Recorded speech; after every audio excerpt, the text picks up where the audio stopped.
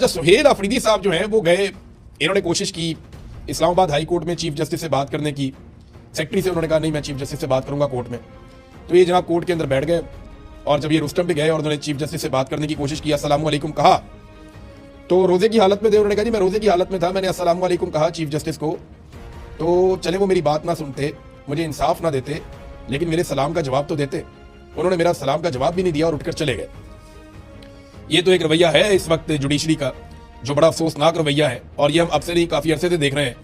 सुहेल अफरीदी ने एक पैगाम दिया chief justice of Pakistan justice Yahya Afridi को, और ये उन्होंने पश्तो में पैगाम दिया। अब इसका तर्जुमा मैं आपको पढ़ के सुना देता हूं कि उन्होंने क्या कहा पश्तो में याह्या अफरीदी को। उन्होंने कहा आप भी अफरीदी हैं और मैं भी। मैं अपनी जात के लिए नहीं, 4 करोड़ 50 लाख लोगों के लिए नहीं, बल्कि पूरे 25 करोड़ आवाम के लिए आया हूं, जो देख रहे हैं कि मुल्क में क्या चल रहा है। 90% लोग इमरान खान की सेहत के हवाले से तशवीश और गमो गुस्से का इजहार कर रहे हैं। इमरान खान का इलाज अपनी मर्जी के मुताबिक होना उनका आईनी और इंसानी हक है।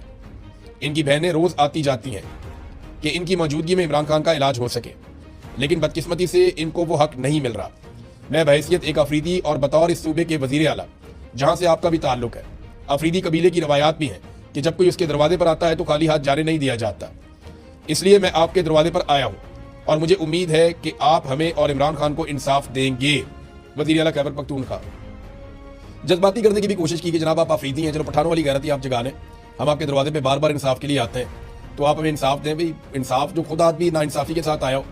26वीं आईनी तरमीम के बाद एक जज का हक मार के justice Yahya Afridi chief justice of Pakistan बने, और फिर उनके बनने के बाद उन्होंने एक होम्योपैथिक अदालत में तब्दील कर दिया इस सुप्रीम कोर्ट ऑफ पाकिस्तान को, तो अब वो क्या इंसाफ देंगे?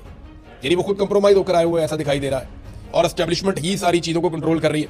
बहरहाल सुहेल अफरीदी साहब को अब तो ना सुप्रीम कोर्ट से और ना हाई कोर्ट से इंसाफ मिला है। देखना यह है कि इंसाफ के लिए ये किस नहज तक जाते हैं और कितना जोर